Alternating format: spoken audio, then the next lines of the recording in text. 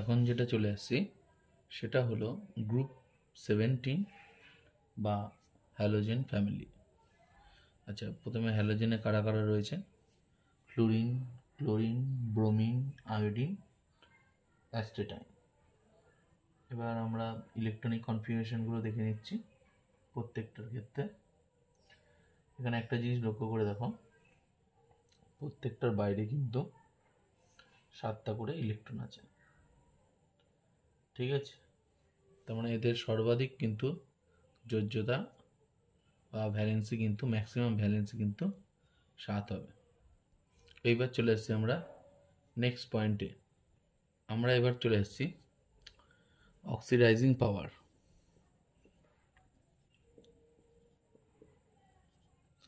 Oxidising পাওয়ারে আমরা দেখতে পারবো সবচেয়ে বেশি অক্সিডাইজ কে করবে? ফ্লুরিন, তারপরে কিন্তু ক্লোরিন, তারপরে ব্রোমিন এবং আয়োডিন। ক্লোরিনের থেকে ফ্লুরিন কিন্তু মানে অনেক বেশি, এটা যে অর্ডারটা দিয়েছি সেখান থেকে বোঝা যাচ্ছে। আর ক্লোরিন কিন্তু ব্রোমিনের থেকেও অনেক বেশি, কিন্তু আয়োডিনের থেকে ব্রোমিন কিছুটা অক্সিডাইজিং পাওয়ার বেশি।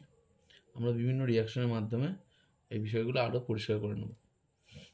জারণ ক্ষমতা মানে ইলেকট্রন গ্রহণ করার প্রবণতা, ইলেকট্রন অ্যাকসেপ্টিং টেন্ডেন্সি, যেটা আমরা দেখব সেটা আমরা কোথা থেকে পাই? সাধারণত আমরা যে পোটেনশিয়াল ভ্যালুগুলো দেওয়া থাকে সেখান থেকে কিন্তু আমরা সহজেই বুঝতে পারি যে কার জারণ ক্ষমতা বা অক্সিডাইজিং পাওয়ার কার বেশি। পোটেনশিয়াল ভ্যালুগুলো কিন্তু আমরা লিখে ফেললাম। এইখানে দেখো যে F2 থেকে F- হচ্ছে সেটা কত? +2.87 ভোল্ট, মানে অনেক ইলেকট্রন অ্যাকসেপ্ট করার পাওয়ার অনেক বেশি। ক্লোরিনের তার থেকে কিছুটা কম, তাই তো? কিছুটা কম মানে অনেকটাই কম। আর ব্রোমিনে কিন্তু অনেকটাই কম আছে, প্রায় 1। আচ্ছা, তারপর আয়োডিন আর ব্রোমিন কিন্তু আয়োডিন মানে ব্রোমিন আয়োডিনের থেকে কিছুটা বেশি।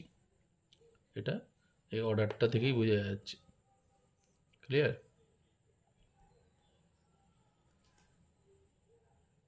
হ্যালোজেনগুলোর একটু ফিজিক্যাল প্রপার্টিজ আমরা দেখে নিই।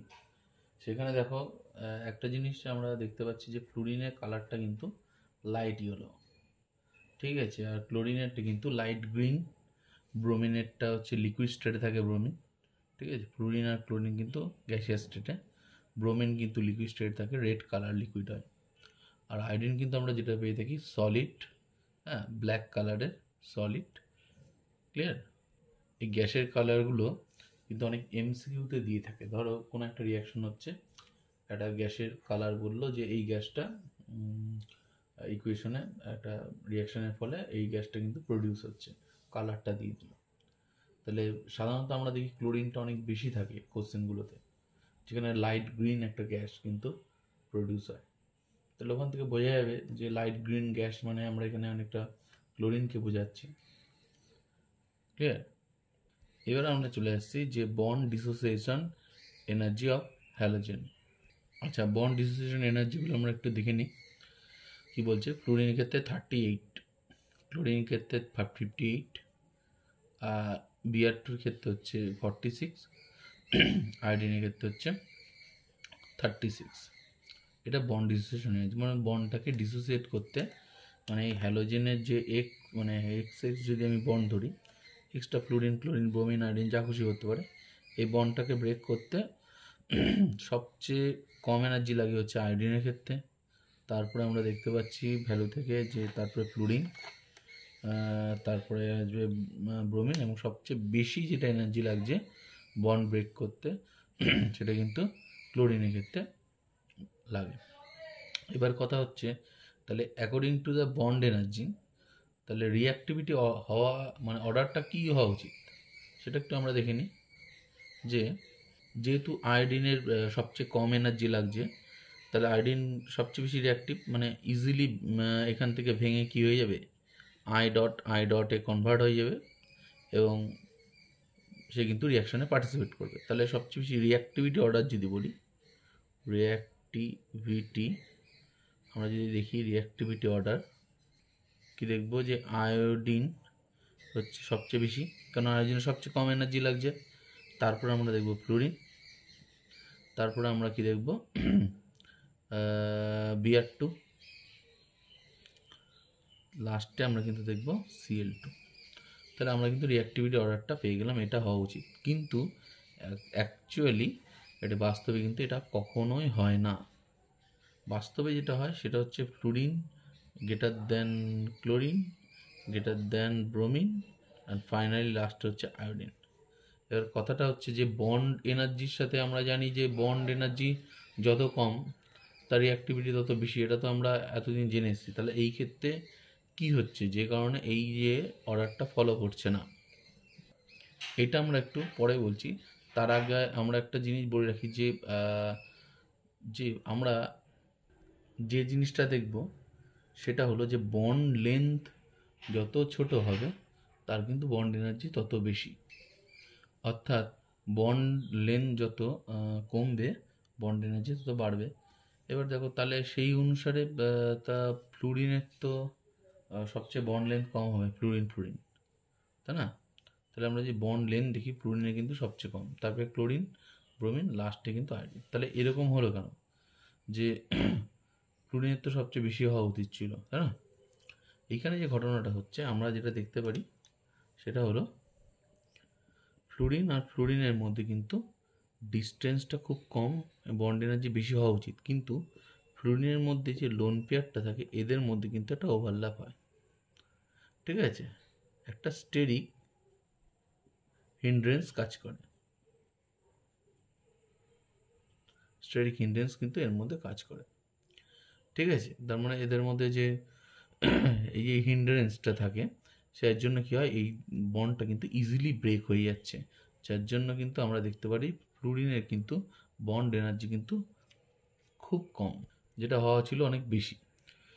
এবার আমরা চলে আসছি আয়োডিনের ক্ষেত্রে। আয়োডিনের ক্ষেত্রে খুব কম হওয়া উচিত, এবং এখানে সেটা দেখছি কমই আছে, কারণ এটা যেহেতু বন্ড লেন্থ অনেক বড়, তাই আয়োডিনে কিন্তু এটা 36 হয়েছে। তাহলে ফ্লুরিনেরটা এক্সপেক্ট করা হচ্ছিল যে ফ্লুরিনের বন্ড এনার্জি অনেক বেশি হবে, সেটা কিন্তু কমে গেছে। তার কারণ হচ্ছে এদের মধ্যে লোন পেয়ার রিপালশন। এবার আমরা রিঅ্যাক্টিভিটি অর্ডারটা যেটা বলেছিলাম সেটা একটু আলোচনা করব। রিঅ্যাক্টিভিটি অর্ডারটা কী ছিল, যে রিঅ্যাক্টিভিটি অর্ডারটা আমরা এক্সপেক্ট করেছিলাম কি, যে আয়োডিনটা বেশি হবে, তারপরে এর সাথে যেটা আছে ফ্লুরিনটা, তারপরে আসবে হচ্ছে ব্রোমিনটা, লাস্টে আসবে হচ্ছে ক্লোরিন, যেহেতু বন্ড এনার্জি বেশি। কিন্তু এটা হচ্ছে না, তাহলে অর্ডার অ্যাকচুয়ালি হচ্ছে কার উপরে, F2 গ্রেটার দেন Cl2 দেন Br2, ফাইনালি লাস্টে আসছে I2। তাহলে এরকম হলো কেন? এই জায়গাটা যেটা আমরা দেখব সেটা হলো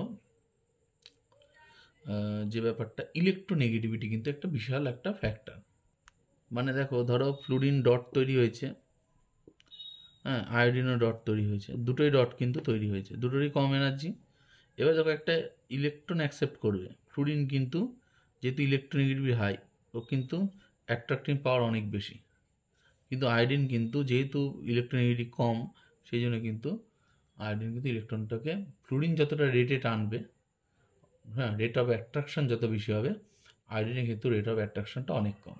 সেই জন্য আমরা দেখতে পাচ্ছি যে আয়োডিনের রিঅ্যাক্টিভিটি কিন্তু ফ্লুরিনের থেকে অনেক কমেছে। হওয়া উচিত ছিল আয়োডিনের বেশি, যেহেতু বন্ড এনার্জি কম, কিন্তু আয়োডিনের কিন্তু সবচেয়ে কম হয়ে গেছে, যেহেতু ইলেকট্রোনেগেটিভিটি লো, ইলেকট্রনকে অ্যাট্রাক্ট করার টেন্ডেন্সিটা অনেক কম। ক্লিয়ার? এবার আমরা একটু ফ্লুরিন সম্বন্ধে স্পেশালি জানবো। ফ্লুরিন বাদে অন্যান্য হ্যালোজেন, যেমন ধরো X2 আমি যদি ধরি, সেটা ধরো জলের সাথে যদি রিঅ্যাক্ট করে আমরা কি দেখতে পারবো,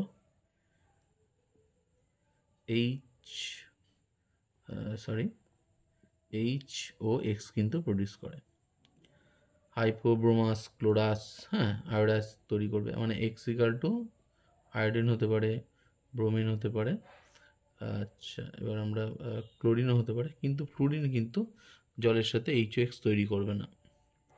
এবার HOXটা কী হয়ে যায়, HX প্লাস ন্যাসেন্ট একটা অক্সিজেন প্রডিউস করে, which is act as A oxidising reagent. তাহলে যে কোনো হ্যালোজেন কিন্তু আমরা যখন জলের মধ্যে দেবো, সেটা কিন্তু একটা অক্সিডাইজিং রিএজেন্ট হিসেবে কাজ করছে, because production of hypo acid, ঠিক আছে, হাইপোহ্যালাস অ্যাসিড তৈরি করছে, ঠিক আছে? তাহলে আমরা পরে ডিসকাস করছি, আস্তে আস্তে যাবো। তো ফ্লুরিনের ক্ষেত্রে যেটা আর কি আমাদের বক্তব্য, সেটা হচ্ছে ফ্লুরিন কী করে জলের সাথে, সেটা একটু আমরা রিয়াকশনের মাধ্যমে দেখে নিচ্ছি। যেটা দেখতে পাচ্ছি H2O প্লাস F2 O2 তৈরি করছে, আবার H2O প্লাস F2 কিন্তু ওজনও প্রিপেয়ার হচ্ছে। তার মানে এখানে একটা জিনিস স্পষ্ট যে যখন F2 জলের সাথে রিঅ্যাক্ট করবে তখন কিন্তু ওজোন আর অক্সিজেন দুটোই কিন্তু হচ্ছে প্রডিউস করছে। এবার যেটা বিষয় হলো সেটা হলো যে প্রিপারেশন অফ ফ্লুরিন, মানে ফ্লুরিনকে কীভাবে তৈরি করা হয়। দেখো ফ্লুরিন যেহেতু মানে আমি যদি গ্লাস রাখি, গ্লাসের সাথে রিঅ্যাক্ট করে যাচ্ছে, তবে যদি আমি মিডিয়ামে জল নিয়ে তাও কিন্তু রিঅ্যাক্ট করে যাচ্ছে, তাহলে ফ্লুরিনটা কিন্তু তৈরি করা খুব চাপ। সেই জন্য কী করা হয়, ফ্লুরিন যে প্রিপেয়ার করার একটা প্রসেস আমি বলে দিচ্ছি। সেটা হলো HFকে আমরা কি নিচ্ছি, অ্যানাইড্রাস HF নিয়ে স্টার্ট করছি। এবার দেখা যাচ্ছে যে অ্যানাইড্রাস HF কিন্তু যে কোনো অ্যানাইড্রাস HF-এর কিন্তু কোনো কন্ডাক্টেন্স নেই, তাহলে ও যদি কারেন্ট ক্যারি না করে তাহলে তো ওটা ইলেকট্রোলিসিসে পার্টিসিপেট করবে না। সেই জন্য এর মধ্যে একটু KF দেওয়া হয়, পটাশিয়াম ক্লোরাইড দিলে KHF2 তৈরি হয়। এবার এটাকে ইলেকট্রোলিসিস করা হয়, এটা কিন্তু কারেন্ট ক্যারি করবে। তাহলে ক্যাথোড রিয়াকশন আমরা কি দেখতে পাচ্ছি, যেহেতু H+ আছে আগে রিলিজ হবে, H+ একটা ইলেকট্রন নিয়ে হাইড্রোজেন প্রডিউস করছে, আর অ্যানোডে আমরা দেখতে পাচ্ছি F- একটা ইলেকট্রন ছেড়ে ফ্লুরিন হচ্ছে। আচ্ছা, এখানে একটা মানে গুরুত্বপূর্ণ বিষয় সেটা হলো যে ইলেকট্রোডটা যেটা আমরা নিচ্ছি সেটা কিন্তু প্ল্যাটিনাম আর ইরিডিয়ামের কিন্তু একটা অ্যামালগাম নেওয়া হয়। ক্লিয়ার? মানে এমনি প্ল্যাটিনাম নিলেও সেটা রিঅ্যাক্ট করে যাচ্ছে, কিন্তু এই প্ল্যাটিনাম আর ইরিডিয়াম নিয়ে দেখছি আমরা, দুটো সংকর ধাতু নিয়ে দেখছি যে এটা কিন্তু ইন প্রেজেন্স অফ ফ্লুরিনে কিন্তু কোনোভাবে রিঅ্যাক্ট করছে না। সেই জন্য এই প্ল্যাটিনাম আর ইরিডিয়ামের কিন্তু ইলেকট্রোডটা নেওয়া হয়, এর একটা সংকর ধাতুর ইলেকট্রোড। ক্লিয়ার? এবার ফ্লুরিনটাকে কোথায় কালেক্ট করতে হয়, ফ্লুরিন তেমনি কাচের পাত্রে কালেক্ট করা যাবে না, সেই জন্য আমরা কি করা হয়, কপারের একটা ভেসেলসে কিন্তু ফ্লুরিনকে কালেক্ট করা হয়। ইনিশিয়ালি কী হবে, ইনিশিয়ালি কিন্তু কপারের সাথে ফ্লুরিনে রিঅ্যাক্ট করে একটা CuF2 একটা কম্পাউন্ড তৈরি করবে। এটা কিন্তু ওভারঅল কপার ভেসেলের উপর একটা কোটিং ক্রিয়েট করে দেবে। এই কোটিংটা হওয়ার ফলে কিন্তু ফার্দার যখন ফ্লুরিন আসবে সে কিন্তু আর কপারের সাথে রিঅ্যাক্ট করবে না। তাহলে এটা একটা কোশ্চেন দেয় যে ফ্লুরিনকে কোথায় রাখা হয়, কীভাবে স্টোর করা হয়। তাহলে ফ্লুরিনকে কিন্তু একটা কপারের ভেসেলে কিন্তু স্টোর করা হয়। এবার যেটা আমরা চলে আসছি সেটা হলো যে আমরা দেখতে পাচ্ছি যে F2 আমরা কিন্তু জানি, ঠিক আছে, কিন্তু দেখো এখানে কিন্তু যেমন F2 জানি, I3- Br3- এটা হচ্ছে, কিন্তু আমরা F- পাচ্ছি, মানে F3- এটা কিন্তু আমরা পাই না। কেন পাই না, তার কারণ দেখো অনেকটা ঠিক আগের মতনই, যে এর ফ্লুরিনের van der Waals force of attraction কম, আর এর কিন্তু কোনো ডি অরবিটাল কিন্তু অ্যাবসেন্ট। এটার কারণে কিন্তু F3- কিন্তু প্রডিউস হয় না, অনলি F- কিন্তু প্রডিউস হয়। ক্লিয়ার? এবার চলে আসছি NOH এর সাথে ফ্লুরিনের NOH এর সাথে ফ্লুরিন কী করছে, F2O অক্সিজেন ডাইফ্লুরাইড তৈরি করছে। আচ্ছা, ডাইফ্লুরাইড NaF এবং জল উৎপন্ন করে। আচ্ছা, অক্সিজেনের সাথে ফ্লুরিন একটি ইলেকট্রিক ডিসচার্জ টিউবের মধ্যে রেখে রিয়েক্ট করালে আমরা দেখতে পাবো O2F2 তৈরি হচ্ছে, ডাইঅক্সিজেন ডাইফ্লুরাইড উৎপন্ন হচ্ছে। এখানে কিন্তু অক্সিজেন কিন্তু প্লাস ওভারঅল +2, আর একটা অক্সিজেনে +1 করে, আর এখানে কিন্তু অক্সিজেন +2 হিসেবে থাকে। এবার আমরা চলে আসছি H2O2 আর F2O2-র মধ্যে হচ্ছে অক্সিজেন বন্ড এনার্জির কিন্তু তুলনা, এটা কিন্তু অনেক সময় এক্সামে দিয়ে থাকে। যেটা গুরুত্বপূর্ণ বিষয় সেটা হলো যে ফ্লুরিনের -I এফেক্ট কী করছে, অক্সিজেনকে টানে। ঠিক আছে, এই অক্সিজেনকে টানার জন্য দেখা যাচ্ছে যে এই অক্সিজেনের লোন পেয়ার কিন্তু রিপালশনটা অনেক কমে যায়। ফলে এদের মধ্যে কিন্তু এই রিপালশনটা কমে যাওয়ার জন্য কিন্তু এদের বন্ড এনার্জি কিন্তু বেড়ে যায়। কিন্তু এই ক্ষেত্রে তো এই মাইনাস আই এফেক্টটা নেই, তাই তো? সেই জন্য কিন্তু U1 এর কিন্তু ভ্যালু অনেক কম। তার মানে এখানে আমরা বলতে পারবো E2 গ্রেটার দ্যান কিন্তু U1। তাহলে এটা কিন্তু পরীক্ষায় দেয়, এই জিনিসটা মনে রাখবে যে অক্সিজেন বন্ড যে এনার্জি সেটা কিন্তু F2O2 অনেক বেশি, H2O2 কিন্তু তুলনামূলক কম। আমরা K2SO4 সাথে ক্লোরিনের বিক্রিয়া ঘটিয়ে দেখছি যে পটাশিয়াম সালফেটটা কিন্তু পটাশিয়াম পার ডাই সালফেটে কিন্তু কনভার্ট হচ্ছে। ক্লিয়ার? এবার দেখো এইখানে যেটা ব্যাপার হচ্ছে যে অক্সিজেন কিন্তু এখানে অক্সাইড রূপে থাকে, O2-, সেখানে কিন্তু আমরা দেখতে পাচ্ছি O- কনভার্ট হচ্ছে, অর্থাৎ এটাকে কী করছে, ও অক্সিডাইজ করছে। মানে ফ্লুরিন এতটাই স্ট্রং যে কিন্তু সালফেটকে অক্সিডাইজ করে এখানে পার ডাই সালফেটে কিন্তু কনভার্ট করছে। এই রিয়াকশনটা কিন্তু দেয়। ফ্লুরিন এতটাই তীব্র জারক যে কোনো কিন্তু ক্লোরাইড বা ব্রোমাইড, আয়োডাইডকে কিন্তু মানে অক্সিডাইজ করে ফেলবে। মানে একবার আমি লিখছি, ধরো X- প্লাস ফ্লুরিন যদি আমি লিখি, তাহলে কিন্তু F- কনভার্ট হয়ে যাবে প্লাস X2, এই হচ্ছে ব্যাপার। তখন এক্সটা কী হবে এখানে, ধরো এখানে আসছে এক্স হচ্ছে Cl হতে পারে, ব্রোমিন হতে পারে, আয়োডিন হতে পারে। ফ্লুরিনের একটা ইউজ আমরা জেনে নেব, সেটা খুব গুরুত্বপূর্ণ ব্যাপার। সেটা জানো যে ধরো কি হয়, ধরো টেট্রাফ্লুরোইথিলিন,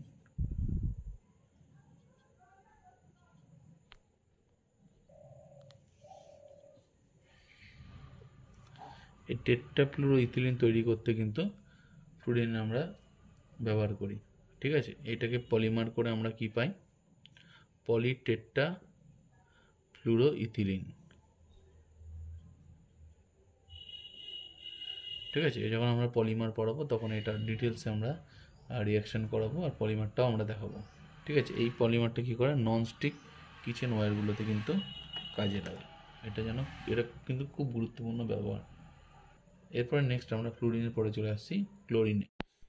এখন যেটা আসছে সেটা হচ্ছে preparation of chlorine in laboratory. MnO2 ডাস্টের মধ্যে কনসেন্ট্রেট HCl যুক্ত করলে কী হবে আমরা দেখতে পারবো MnCl2 আর হচ্ছে ক্লোরিন কিন্তু প্রডিউস হচ্ছে। এবার ক্লোরিন যখন তৈরি হচ্ছে এর সাথে সাথে কী হচ্ছে, কিছুটা ওয়াটার ভেপারও এর সাথে কিন্তু বেরিয়ে আসছে। তাহলে সেই যে ওয়াটার ভেপারটা থাকে ওটাকে রিমুভ করতে হবে, সেই জন্য কী করা হয়, একটা কনসেন্ট্রেট H2SO4 একটা চেম্বারের মধ্যে দিয়ে ওটাকে পাস করানো হয়। সেটা কী করবে, কনসেন্ট্রেট H2SO4 ওয়াটারটাকে অ্যাবজর্ব করে নেবে, আমরা কিন্তু তখন পিওর ক্লোরিন পাবো। এটা ছিল হচ্ছে ল্যাবরেটরি মেথড। নর্মালি যে কোনো ক্লোরাইড সল্টকে যদি অক্সিডাইজ করা যায়, তাহলে কিন্তু আমরা সেখান থেকে ক্লোরিনটা পাবো।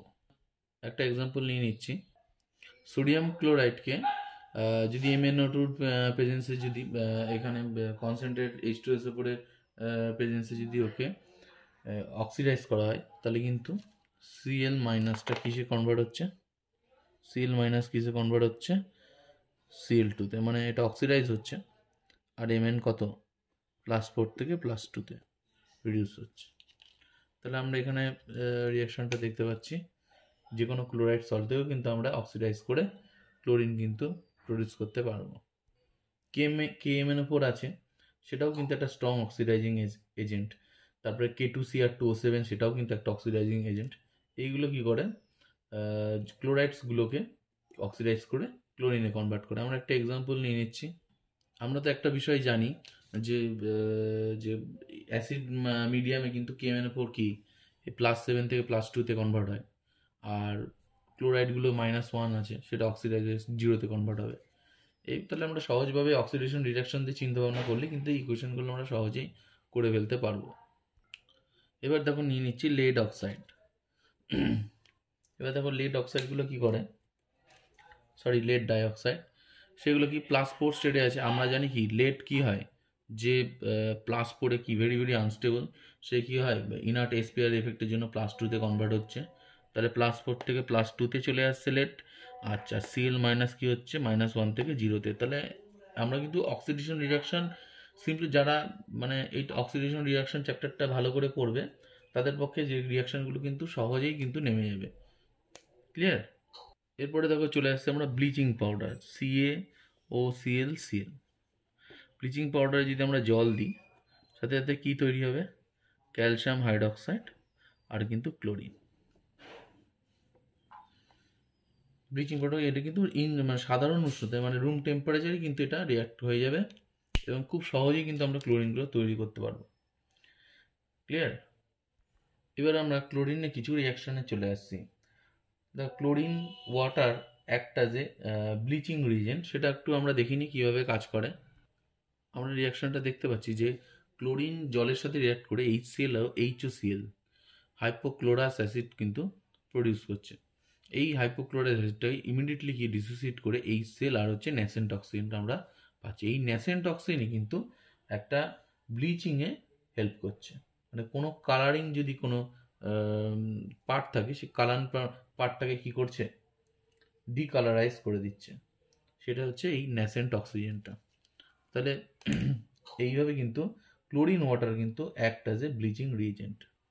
কোশ্চেন হতে পারে যে why chlorine water act as a bleaching reagent. তাহলে ইকুয়েশনটা দিয়ে আমরা ন্যাসেন্ট অক্সিজেনটা দেখাবো এবং বলবো দিস ন্যাসেন্ট অক্সিজেন অ্যান্ড কি this nascent oxygen helps to colourless of a particular substance. আশা করি এটুকু ক্লিয়ার হয়েছে। নেক্সট আমরা NOH এর সাথে রিয়াকশনটা দেখে নেব। এর কিন্তু দুটো কন্ডিশন আছে, এই দুটো কন্ডিশনই কিন্তু খুবই ইম্পর্টেন্ট। একটা হচ্ছে ডাইলুট আর একটা কোল্ড কন্ডিশন, আর একটা হচ্ছে হট অ্যান্ড কনসেন্ট্রেটেড কন্ডিশনে NOH এর সাথে ক্লোরিনের রিয়াকশনটা দেখে ফেলছি। আমরা রিয়াকশন দুটো দেখে ফেললাম যে কোল্ড এবং ডাইলুট NOH এর সাথে কি হয় যে NaOCl করবে, সোডিয়াম হাইপোক্লোরাইড, আর অন্যদিকে কি আমরা দেখতে পাচ্ছি সোডিয়াম হচ্ছে ক্লোরেট কিন্তু প্রডিউস করবে। একটা হচ্ছে হট, নিচেরটা হচ্ছে আমরা দেখতে পাচ্ছি এটা হচ্ছে হট কন্ডিশন, এটা হচ্ছে কোল্ড কন্ডিশন। ক্লিয়ার? কোল্ড কন্ডিশনে আমরা দেখতে পাচ্ছি এখানে ক্লোরিনে কিন্তু +1 স্টেট আমরা পাচ্ছি, আর হট কন্ডিশনে আমরা কিন্তু এখানে ক্লোরিনের +5 স্টেট কিন্তু আমরা পেয়ে যাচ্ছি। তার মানে একটা জিনিস বোঝা গেল, যত আমি কন্ডিশনে মানে টেম্পারেচার যত বাড়াচ্ছি তত কিন্তু এর হচ্ছে অক্সিজেন স্টেটটা, ক্লোরিনের অক্সিজেন স্টেটটা কিন্তু বাড়ছে। ক্লোরিনের অক্সিডাইজিং নেচারের আমরা দুটো রিয়াকশান দেখে ফেলছি।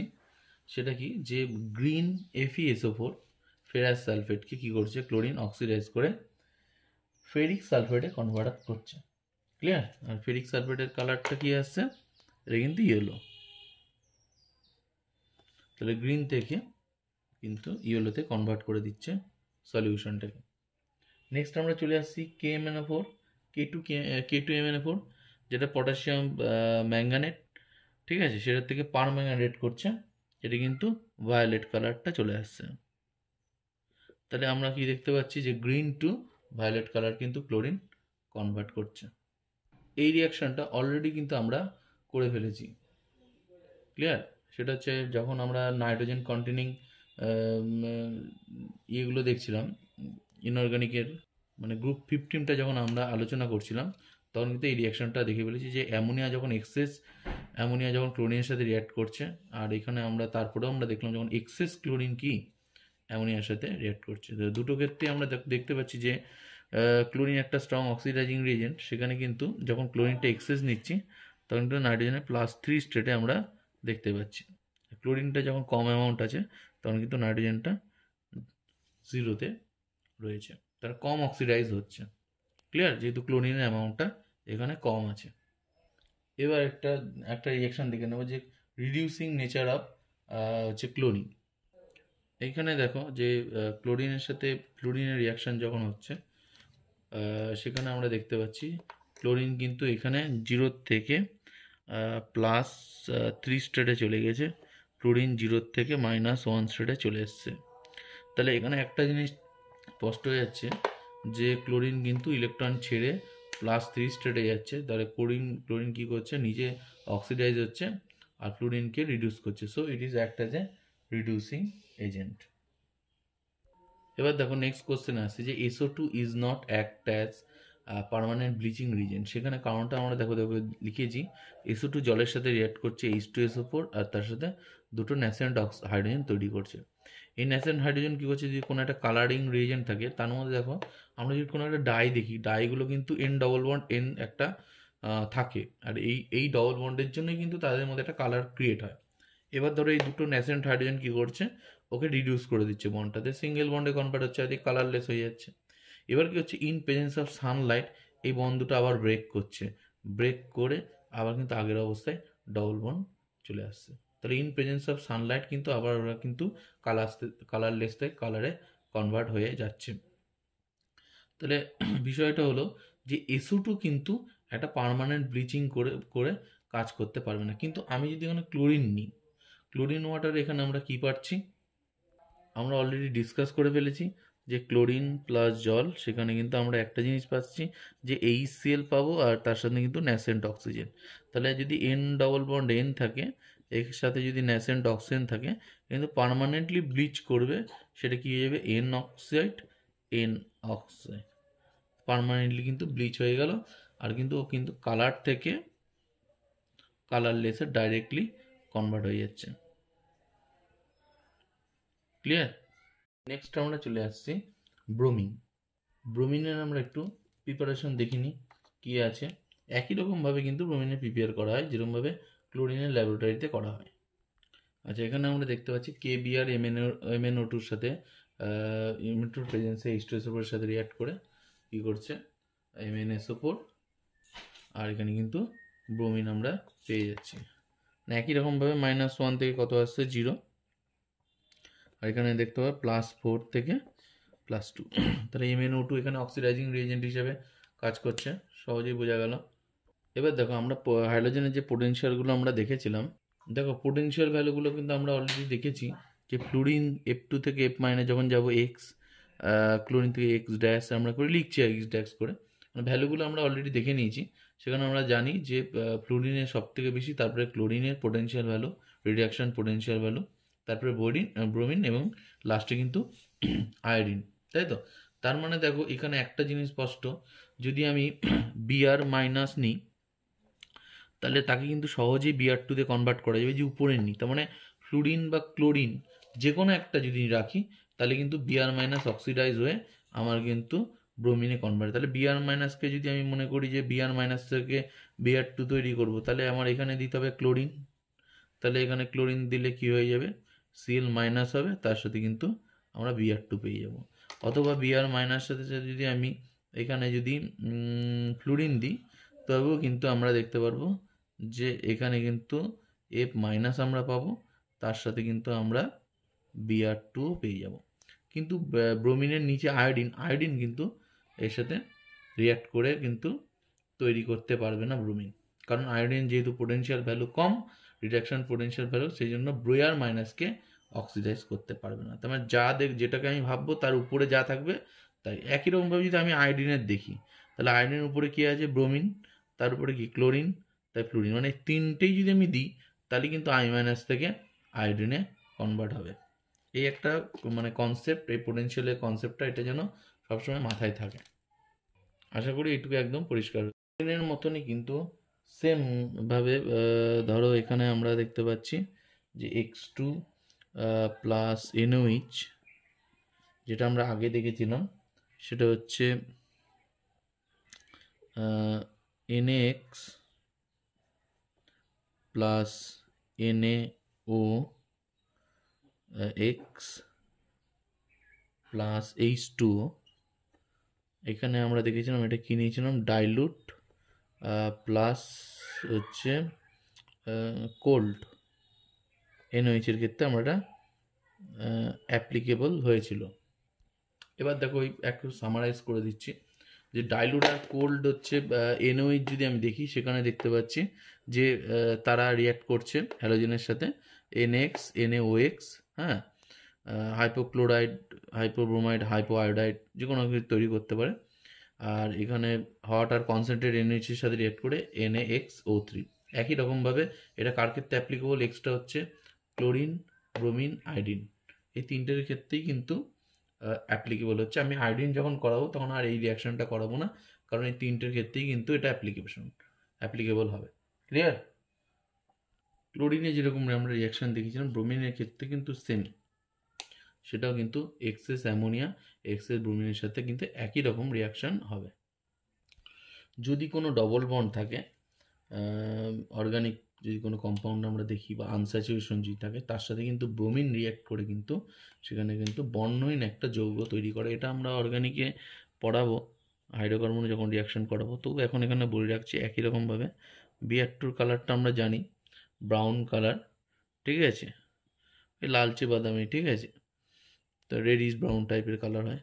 তাহলে এখানে Br2 আমরা দেখব কিন্তু CrBr CH2Br, এখানে কিন্তু কালারলেস কিন্তু কম্পাউন্ড তৈরি করছে। ব্রাউন থেকে আমরা দেখতে পাচ্ছি এখানে কালারলেস কম্পাউন্ড আমরা পাচ্ছি। এবার আমরা চলে আসছি আয়োডিনের ক্ষেত্রে, ঠিক একই রকমই রিয়াকশান আমরা দেখে নেব। আয়োডিন প্রস্তুতির আমরা প্রিপারেশন অফ আয়োডিন এর আমরা তিনটে রিয়াকশান দেখে ফেলছি। প্রথমে রিয়াকশানটা দেখো যেটা আসছে, সেটা হলো Ki এর সাথে MnO2 প্রেজেন্সে H2SO4 যখন রিয়াক্ট করাচ্ছি, MnSO4 KHSO4 আয়োডিন তৈরি হচ্ছে, তাই তো। এখানে আমরা অলরেডি এগুলো বলা হয়ে গেছে। +4 থেকে কত আসছে, এটা কত আসছে +2তে কিন্তু কনভার্ট হচ্ছে। আর I- থেকে I হচ্ছে -1, এটা I-1 থেকে আমরা কত পাচ্ছি 0, মানে আয়োডিন I- থেকে অক্সিডাইজ। আর পরের রিয়াকশানটা তো আমরা অলরেডি বলেই ফেলেছি যে I- যেহেতু সবার নিচে থাকে রিডাকশান পিরিয়ড, তার উপরের যে কোনো একটা দিয়ে করলেই আমরা আয়োডিন পেতে পারি। তাহলে উপরের যে কোনো একটা রিয়াকশান পোটেনশিয়ালের যে কোনো একটা কিছু দিয়ে রিয়াক্ট করলেই কিন্তু আয়োডিন পাবো। তাহলে দেখো এখানে এক্সিক্যাল ফ্লুরিন, ক্লোরিন, ব্রোমিন যে কোনো একটা হতে পারে। আচ্ছা, নেক্সট আমরা চলে আসি, অনেক সময় MnO2 ছাড়াও কিন্তু আমরা অক্সিডাইজ করে ফেলতে পারি, ঠিক আছে। H2SO4 KHSO4 IT, H2SO4 দিলে কী হয়ে যাচ্ছে, এখানে আমরা দেখতে পাচ্ছি প্লাস, এখানে 6 থেকে চলে আসছে +4 সালফার, হ্যাঁ, আর I-1 থেকে আসছে 0। সেটাও কিন্তু আমরা করে আয়োডিনটা সরাসরি পেতে পারি। তার মানে I- যে থাকবে তাকে কোনো স্ট্রং অক্সিডাইজিং রিয়েজেন্ট দিয়ে হিট করলেই কিন্তু, অক্সিডাইজ করলেই কিন্তু আমরা আয়োডিন পেতে পারবো, এই হচ্ছে ব্যাপার।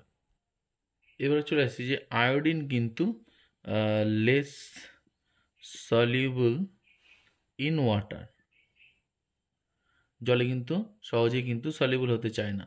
কিন্তু আমরা দেখতে পাচ্ছি ধর I2 প্লাস এর সাথে যদি আমি একটু কি করলাম Ki যদি মিশিয়ে দিই, তাহলে আমরা দেখতে পারবো যে Ki3 তৈরি করছে, K + I3-। এই যখন এই কমপ্লেক্সটা তৈরি করছে, তখনই কিন্তু ও ইজিলি সলিউবল হয়ে যাচ্ছে। এটা কিন্তু সলিউবল ইন ওয়াটার, এ হচ্ছে ব্যাপার। তাহলে আমাকে যদি বলে যে কীভাবে আয়োডিনকে আমি সলিউবল করব, তাহলে কিন্তু আমরা বলবো এর মধ্যে সামান্য একটু Ki অ্যাড করা হবে, তাহলে Ki3 ফর্মেশন করবে, এবার ইজিলি সলিউবল হয়ে যাবে। এবার একটু অক্সিডাইজিং নেচার দেখে নিচ্ছি। অক্সিডাইজিং প্রপার্টি আমরা কি দেখতে পারবো, যে H2S তার সাথে যদি আয়োডিন রিঅ্যাক্ট করে, তাহলে আমরা দেখতে পারবো সালফার প্লাস HI তৈরি করছে। তাহলে সালফার -2 থেকে কি হচ্ছে 0, আর এটা 0 থেকে কত আসছে I দিয়ে -1, তাহলে নিজে রিডিউস হচ্ছে আর সালফারকে কিন্তু অক্সিডাইজ করছে। এই হচ্ছে এর রিয়াকশান। এবার নেক্সট একটা খুব গুরুত্বপূর্ণ রিয়াকশানে চলে আসছি। আচ্ছা, এই রিয়াকশানটা ভালো করে লক্ষ্য করে দেখো, যে সোডিয়াম থায়োসালফাইডের সাথে আয়োডিন রিঅ্যাক্ট করছে। সোডিয়াম থায়োসালফাইডের সাথে আয়োডিন রিঅ্যাক্ট করে আমরা যেটা পাচ্ছি Na2S4O6, এটা যেটা হচ্ছে নাম হচ্ছে সোডিয়াম টেট্রাথায়োনেট। আচ্ছা, এখানে আয়োডিনটা কালার ছিল, ঠিক আছে, আয়োডিন আমরা তো কালার জানি, ঠিক আছে, এটা হচ্ছে ভায়োলেট কালারে হয়। সেটার থেকে আমরা দেখতে পাচ্ছি যে এখানে কি কালারলেস হয়ে যাচ্ছে, তাহলে আয়োডিনের কালারটা কালারলেস হয়ে যাচ্ছে। এই রিয়াকশান একটা ব্যাপার হচ্ছে, এই রিয়াকশানটা কিন্তু অনলি আয়োডিন কিন্তু রেসপন্স করে। এটা স্পেশাল কেস অফ আয়োডিন আছে, যেই জন্য এটা কিন্তু অনলি আয়োডিনই কিন্তু এটা রেসপন্স করবে, ক্লোরিন আর ব্রোমিন কিন্তু এই রিয়াকশানটা রেসপন্স করবে না। এখানে আয়োডিনের সাথে একটা কমপ্লেক্স হয়, যেই জন্য আয়োডিনে কিন্তু একটা পোটেনশিয়াল ভ্যালুর চেঞ্জ হয়, যার জন্য শুধুমাত্র আয়োডিন কিন্তু এই অক্সিডাইজিং যে প্রপার্টিটা শো করে, যেটা ক্লোরিন এবং ব্রোমিন কিন্তু করতে পারে না। ঠিক আছে, এই ধরনের মানে চেঞ্জ অফ পোটেনশিয়ালকে বলে হচ্ছে ফরমান পোটেনশিয়াল। হ্যাঁ, সেগুলো পরে আছে, সেগুলো এখন ডিসকাস করছি না, পরে ডিসকাস করব। আয়োডিনের একটা রিডাকশন পোটেনশিয়াল আমরা দেখে নিচ্ছি, যে আয়োডিন কী করছে, নাইট্রিক অ্যাসিডের সাথে রিয়াকশান করে আয়োডিক অ্যাসিড তৈরি করছে, আর নিজে রিডিউস হচ্ছে এনোতে। ক্লিয়ার? তাহলে এখানে অক্সিজেন স্টেটটা হচ্ছে +5, এখানে হচ্ছে +2, আয়োডিনের 0 আর এখানে +5। তাহলে এখানে স্পষ্ট বোঝা যাচ্ছে যে আয়োডিন অক্সিডাইজ হচ্ছে নিজে, আর নাইট্রিক অ্যাসিড রিডিউস করছে এনোতে। তাহলে এই রিয়াকশানটা কিন্তু দেয় যে রিডিউসিং নেচার অফ আয়োডিন। তাহলে কিন্তু এই রিয়াকশানটা লিখতে হবে, এই হচ্ছে ব্যাপার। আর একটা নেক্সট একটা আয়োডিনের খুব গুরুত্বপূর্ণ যে কমপ্লেক্স আছে, সেটা হলো in presence of starch iodine কিন্তু রিয়াক্ট করে একটা ইনক্লুশন নামে একটা কমপ্লেক্স কিন্তু তৈরি করে, সেটা আমরা একটু দেখাচ্ছি। আচ্ছা, starch plus iodine inclusion complex, কালারটা হচ্ছে ব্লু কালার। ক্লিয়ার? এটা আয়োডিনের জাস্ট স্টার্চের প্রেজেন্সেই জাস্ট এক ফোঁটা আয়োডিন পড়লে পুরো মানে সলিউশনটা নীল কালার হয়ে যায়। তার কারণটা কিন্তু এই ইনক্লুশন কমপ্লেক্স। এখন যেটা পড়ব সেটা হলো হ্যালোজেন হাইড্রোক্সাইড। হ্যালোজেন হাইড্রোক্সাইডের মধ্যে কী আছে আমরা একটু দেখে নিই। সেটার মধ্যে রয়েছে ধরো HF, HCl, HBr আর HI, এটাই আমাদের আজকে আলোচ্য বিষয়। এবার প্রপার্টিসগুলোর দেখিনি আমরা, যে এদের মধ্যে কি কি বৈশিষ্ট্য রয়েছে এবং তার তুলনামূলক আলোচনাগুলো আমরা একটু দেখি। কম্পারেটিভ স্টাডি যেগুলো হবে, দেখো আমরা যদি প্রথমে বয়লিং পয়েন্ট আসি, সেখানে আমরা একটা জিনিস দেখতে পারবো, HF greater than HI greater than HBr and লাস্টে আসবে হচ্ছে HCl। তাহলে এরকম হলো কেন? প্রথমে দেখো HF এর মধ্যে কিন্তু আমরা যেটা দেখতে পাচ্ছি সেটা কিন্তু হাইড্রোজেন বন্ডিং আমরা দেখতে পাই। কীরকমভাবে থাকে, ধরো এই হাইড্রোজেন এই ফ্লুরিন, এদের মধ্যে একটা হাইড্রোজেন বন্ডিং হয়,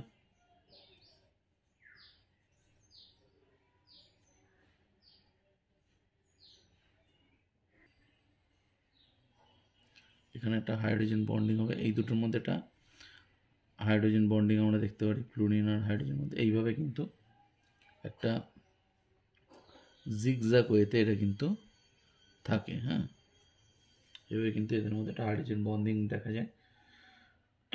আচ্ছা, একমাত্র HFেরই কিন্তু হাইড্রোজেন বন্ডিং আছে, আর HI এরও হাইড্রোজেন বন্ডিং নেই, HBrও নেই, HClও কিন্তু হাইড্রোজেন বন্ডিং নেই। ইন জেনারেল আমরা যেটা দেখতে পারি যে HF কিন্তু লিকুইড স্টেটে থাকে, আর HI, HBr, HCl এদের কিন্তু লিকুইড স্টেটে এরা থাকে না, যেহেতু এদের হাইড্রোজেন বন্ডিং নেই, এরা কিন্তু গ্যাসিয়াস স্টেটে থাকে। এইবার যে ব্যাপারটা হচ্ছে HI বয়লিং পয়েন্ট বেশি হলো কোনো একটাই সেই কারণ, সেটা হচ্ছে van der wall force of attraction. তাহলে ফার্স্টের ক্ষেত্রে এখানে হাইড্রোজেন বন্ডিং আমি দেখতে পাচ্ছি, আর বাকিগুলো কিন্তু van der wall force of attraction কমছে, তাই কিন্তু বয়লিং পয়েন্টও এদের কমছে। ক্লিয়ার? এবার চলে আসছে আয়নিক ক্যারেক্টার। আয়নিক ক্যারেক্টারটা কিন্তু ডিপেন্ড করবে ইলেকট্রোনেগেটিভিটি। তাহলে সবচেয়ে বেশি আয়নিক ক্যারেক্টার হবে HF এর, তারপরে আসবে হচ্ছে HCl এর, তারপরে আসবে HBr এর, আর ফাইনালি আমরা দেখতে পারবো HI এর কিন্তু আয়নিক ক্যারেক্টার সবচেয়ে কম।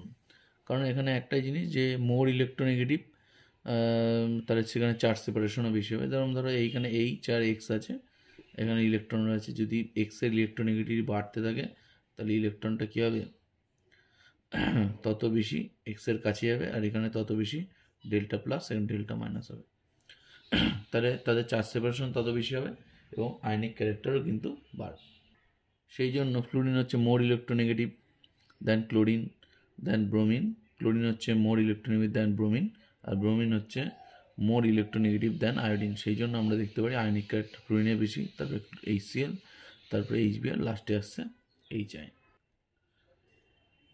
এবার আমরা চলে আসছি রিডিউসিং প্রপার্টিতে। রিডিউসিং নেচারের ক্ষেত্রে আমরা যেটা দেখব সেটা হলো HI greater than HBr greater than HCl, লাস্টে আসবে কিন্তু HF। তার কারণ হচ্ছে ইলেকট্রন রিলিজিং টেন্ডেন্সি।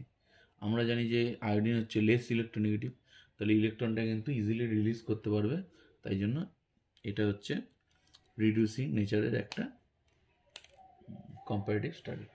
ক্লিয়ার? এবার আসবো অ্যাসিডিক ক্যারেক্টার। সবচেয়ে বেশি আমরা দেখবো HI, তারপরে দেখবো HCl, তারপরে দেখবো HI, তারপরে HBr আসবে, তারপরে দেখবো HCl অ্যান্ড লাস্টে আসবে হচ্ছে HF। তাহলে এটা কার উপর ডিপেন্ড করে এই অ্যাসিডিক ক্যারেক্টার হচ্ছে, সেটা কিন্তু বন্ড লেন্থ। আগে আমরা কিন্তু যখন স্টাডি করেছিলাম গ্রুপ 16 ক্ষেত্রে, সেখানেও আমরা দেখেছিলাম যে বন্ড লেন্থের উপর ডিপেন্ড করেই কিন্তু অ্যাসিডিক ক্যারেক্টারটা হচ্ছে। যত বন্ড লেন্থ বাড়বে তাহলে সেখানে ইজিলি H+ বন্ডটা ব্রেক হয়ে যাবে এবং ইজিলি H+টা ছেড়ে দেবে। তাহলে HI এর বন্ড লেন্থ অনেক বড়, যেহেতু আয়োডিনের সাইজ কিন্তু অনেক বড়, তাই তো?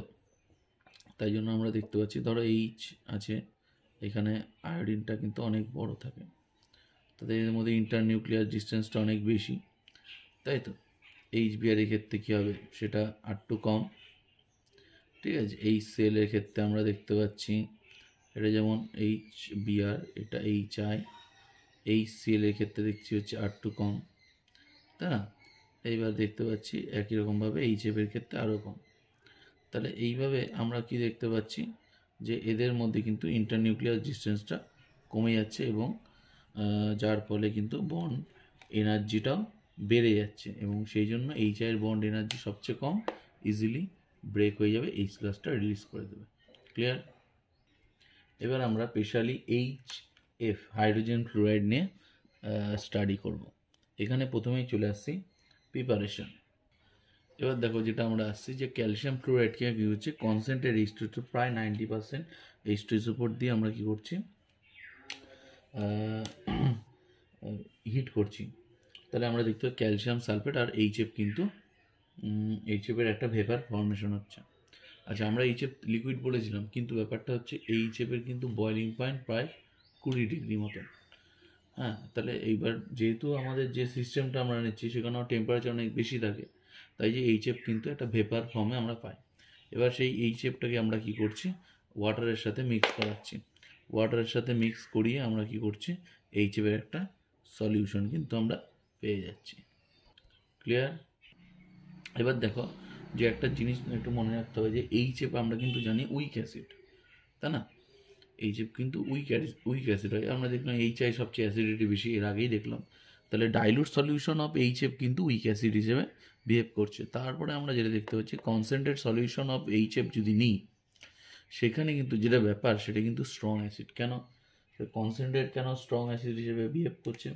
কারণ দেখবো আমরা একটা জিনিস এখানে লক্ষ্য করব যে HF কিন্তু ডাইমার ফর্ম করছে ইন কনসেন্ট্রেট হচ্ছে সলিউশন। সেখানে কিন্তু যখন ডাইমার করছে তখন সেটাকে আমরা লিখতে পাচ্ছি H2F2, আর তখন কিন্তু বেসিক অ্যাসিড কিন্তু শো করছে কীরকম, H+HF2-, এই কনজুগেট বেসটা কিন্তু অনেক স্টেবল হয়, সেই জন্য কিন্তু এটা স্ট্রং অ্যাসিড হিসেবে বিহেভ করছে। ক্লিয়ার? এইবার আমরা রিয়াকশান প্রপার্টিজের মধ্যে দেখব যে HF কিন্তু কাচের সাথে রিয়াক্ট করছে, মানে glass reacts with the glass, তাহলে গ্লাস কী দিয়ে দেখো যেটা চলে আসছি সেটা হচ্ছে কাঁচ কী কী দিয়ে তৈরি। কাঁচ দেখো SiO2, সিলিকা, তারপর হচ্ছে সোডিয়াম সিলিকেট আর ক্যালসিয়াম সিলিকেট দিয়ে তৈরি। এবার আমরা কি দেখতে পাচ্ছি যে এই যে সিলিকা কি করছে এইচএফের সাথে রিঅ্যাক্ট করছে, SiF4 তৈরি করছে। ঠিক আছে, SiF4 তৈরি করার পর মানে সিলিকন টেট্রাফ্লুরাইড তৈরি করছে।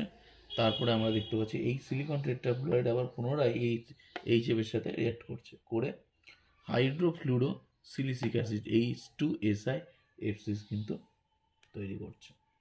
এই হচ্ছে বিষয়। এরপর আমরা নেক্সট রিয়াকশানে চলে আসছি, সেটা হচ্ছে সোডিয়াম সিলিকেটের সাথে কীভাবে রিয়াক্ট করে, যেটা দেখতে পাচ্ছি Na2SiO3 প্লাস HF, Na2SiF6 আর H2। নেক্সট আমরা ক্যালসিয়াম সিলিকেটের সাথে দেখে নিই, CaSiF6 আর H2 ক্যালসিয়াম সিলিকেটের সাথে রিয়াক্ট করছে। ক্লিয়ার? এই রিয়াকশানগুলো কিন্তু মনে রাখতে হবে, কারণ তো এক্সামে কিন্তু দেয় যে why HF is not stored in the glass vessel, তাই কিন্তু এটা এই তিনটে রিয়াকশানই কিন্তু লিখতে হবে। নেক্সট আমরা চলে আসছি আইডেন্টিফিকেশন টেস্ট অফ ফ্লোরাইড, এটা কিন্তু খুব ইম্পর্টেন্ট। এবার দেখো আমরা কি করে টেস্ট করব। ধরো ফ্লোরাইডের সল্ট হিসাবে আমি CaF2 নিয়েছি, ঠিক আছে। এবার এর মধ্যে বালি রেখে হিট করব। এবার বালি রেখে যদি আমি হিট করি, দেখা যাচ্ছে কি হচ্ছে, এইখান থেকে আমি রিয়াকশনটা পরে দেখাচ্ছি, এখান থেকে যেটা বেরোবে SiF4 একটা, এখান থেকে কিন্তু গ্যাস হিসাবে কিন্তু এখান থেকে বেরোবে। এবার এই SiF4টাকে কী করবো, এই গ্যাসটাকে আমরা কি করব, একটা এরকম গ্লাস রড নেব, এই গ্লাস রডের মাথায় একটা জলের মধ্যে চুবিয়ে এই গ্লাস রডটাকে এইভাবে ধরবো। এবার দেখা যাচ্ছে এই যে এটার ওয়াটার ড্রপ, ধরো এটা একটা water drop H2 in presence of Si4 কী হয়ে যাবে, ওটা জমাট বেঁধে যাবে, মানে due to formation of silicic acid. তাহলে এই যে ওয়াটার ড্রপটা ইন প্রেজেন্স অফ এই SiF4টা যখন এর সাথে টাচ হবে, তখন আমরা দেখতে পারবো যে এই ওয়াটার ড্রপটা কিন্তু জমে গেছে মানে একটা, মানে কি বলবো, জমাট বলতে যেটা হচ্ছে ওপেক সাবস্টেন্স হয়ে যাবে, মানে হচ্ছে ধরো অস্বচ্ছ যেটা, ঠিক আছে, মানে ঘোলাটে হয়ে যাবে। তখন বোঝা যাবে যে এটা কিন্তু এটা আইডেন্টিফাই হচ্ছে ফ্লুরাইডের সল্টের একটা আইডেন্টিফিকেশন টেস্ট। আমি রিয়াকশানটা দেখে নিচ্ছি, তাহলে আরও পরিষ্কার হবে। দেখো রিয়াকশানটা কী আছে, সেটা হলো ক্যালসিয়াম ফ্লুরাইড H2SO4 সাথে রিয়াক্ট করে ক্যালসিয়াম সালফেট আর HF করছে, এটা আমরা আগেও দেখেছি। এই HFটা কী করছে, বালির সাথে রিয়াক্ট করে SiF4 আর ওয়াটার তৈরি করছে। এই SiF4টা ওই যে ওয়াটার ড্রপটা আমরা নিয়েছিলাম, ওই ওয়াটার ড্রপটা হচ্ছে এই H2টা, এই H2টার সাথে রিয়াক্ট করছে, করে কী দেখা হচ্ছে, সেটা হলো H2SiF6 আর এই যে এটা তো আগে আমরা দেখেছি, আর এটা হচ্ছে নতুন তৈরি হচ্ছে H4SiO4, যেটাকে সিলিসিক অ্যাসিড বলছি। এটা কি করলো, এটা কিন্তু ওইটাকে হচ্ছে অস্বচ্ছ করতে হেল্প করবে। ক্লিয়ার? এবার যেটা চলে আসছি সেটা হচ্ছে preparation of hydrogen chloride. Hydrogen chloride আমরা কীভাবে প্রিপেয়ার করব, আমরা NaClকে কনসেন্ট্রেট H2SO4 এর মধ্যে কনসেন্ট্রেট H2SO4 এর সাথে একসাথে বয়েলড আপ করে আমরা কিন্তু HCl পেতে পারি। কোয়েশনটা আমরা একটু দেখে নিই। তাহলে কনসেন্ট্রেট H2SO4 এর সাথে রিঅ্যাক্ট করে Na2SO4 আর HCl তৈরি হবে। HCl means hydrogen chloride gas. এই HCl কী হবে, HClটা আমরা কীভাবে ড্রাই করতে হবে, কারণ দেখো HCl এর মধ্যে কিন্তু কিছু ওয়াটার ভেপার থাকে, সেই জন্য HClকে আমরা ড্রাই করার জন্য কিন্তু আমরা কী করি, HClটাকে একটা কনসেন্ট্রেট H2SO4 এর একটা চেম্বারের মধ্যে পাঠানো হয়। তারপরে কিন্তু ওই কনসেন্ট্রেট H2SO4 কী করে, HCl এর সাথে, ধরো HCl এর সাথে কিছু ময়েশ্চার আছে, মানে H2O আছে, আর এরপরে আমি এর মধ্যে কী দিচ্ছি, কনসেন্ট্রেট H2SO4 দিয়ে দিচ্ছি। কনসেন্ট্রেট H2SO4 কী করবে, H2টাকে অ্যাবজর্ব করে নেবে, দিয়ে আমরা এখান থেকে HCl পেয়ে যাব পিওর। ক্লিয়ার? এই হচ্ছে ড্রাই করার প্রসেস। দেখো যেটা বলছি সেটা হচ্ছে calcium oxide P2O5 NaOH KOH are not use as drawing agent, কারণ আমরা কিন্তু ক্যালসিয়াম অক্সাইড P2O5 KOH দিয়ে কিন্তু আমরাকে ড্রাই করতে পারবো না HClকে, কারণ এইগুলোর সবকটার সাথে কিন্তু HCl রিঅ্যাক্ট করে, মানে KCaCO এর সাথে HCl যেমন ক্যালসিয়াম ক্লোরাইড করবে, KOH এর সাথে HCl যেমন KCl করবে, NOH এর সাথে HCl NaCl করবে, P2O5 এর সাথে কিন্তু HCl কিন্তু POCl3 ফসফরাস অক্সিক্লোরাইড কিন্তু প্রডিউস করবে। তাই জন্য আমরা কি করব, এগুলোকে HCl ইউজ করব না। এবার যে কোশ্চেনটা হয় সেটা হচ্ছে আমরা NaCl এর সাথে NaCl এর সাথে কনসেন্ট্রেট H2SO4 অ্যাড করি, তাই না? দিয়ে আমরা কিন্তু HCl তৈরি করছি।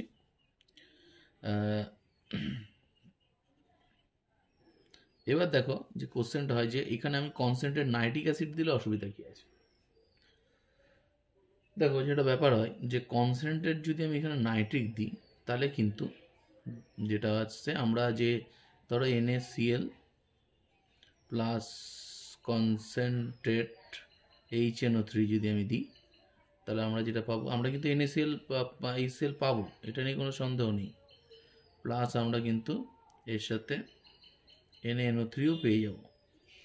কিন্তু ব্যাপারটা হলো যে HClটা পাবো এর সাথে কিন্তু একটা HNO3 ভেপার কিন্তু মিশে থাকবে। HNO3 কিন্তু এর সাথে একটা ভেপার আমরা এর সাথে মিশে থাকবে। এই নাইট্রিক অ্যাসিড ভেপারটা যেহেতু থেকে যায় HCl এর সাথে মিশে যায়, সেই জন্য কিন্তু আমরা HNO3 কিন্তু ইউজ করব না। এই হচ্ছে ব্যাপার। আবার এই নাইট্রিক আবার কি করবে, HCl এর সাথে রিঅ্যাক্ট করে কিন্তু ক্লোরাইডটাকে অক্সিডাইজ করে ক্লোরিনে কনভার্ট করে দেবে। আমরা একটু দেখে নিই রিঅ্যাকশনটা। দেখো এখানে কিন্তু HCl HNO3 NaOCl Cl2 H2, সেই জন্য কিন্তু আমরা কিন্তু নাইট্রিক ইউজ করব না। এবার দেখো যে জিনিসটা জানবো যে aqueous solution of HCl is called hydrochloric acid, মানে আমরা যে HClটা আমরা পাই বা আমরা দেখি ল্যাবরেটরিতে থাকে, সেটা কিন্তু HClকে কিন্তু ডিজলভ করা হয় এক্সেস অ্যামাউন্ট দিয়ে, আমরা কিন্তু হাইড্রোক্লোরিক অ্যাসিডটা পেয়ে থাকি। এই হচ্ছে ব্যাপার। এবার একটা জিনিস জানতে হবে যে ড্রাই HCl মানে যেটা আমরা হাইড্রোজেন ক্লোরাইড গ্যাস বলছি, এটা কিন্তু কোনো অ্যাসিডিক ক্যারেক্টার নেই। অ্যাসিডিক ক্যারেক্টার কিন্তু সবসময় ইন অ্যাকোয়াস মিডিয়ামে কিন্তু অলওয়েজ দেখা হয়, ঠিক আছে? কারণ ড্রাই যখন আমি HCl নেব সে কিন্তু H+ কিন্তু রিলিজ করতে পারবে না ইন অ্যাকোয়াস ইন হচ্ছে ড্রাই মানে গ্যাসিয়াস স্টেটে, ঠিক আছে? আমরা একটু দেখে নিই ব্যাপারটা। অ্যাকোয়াস মিডিয়ামে আমরা দেখতে পাচ্ছি যে HCl H2 এর সাথে থেকে H3O+ আর প্লাস Cl, এটা কিন্তু লিটমাসের কালারটা কিন্তু চেঞ্জ করছে। এই হচ্ছে blue litmus to red litmus. Clear? মনে থাকবে।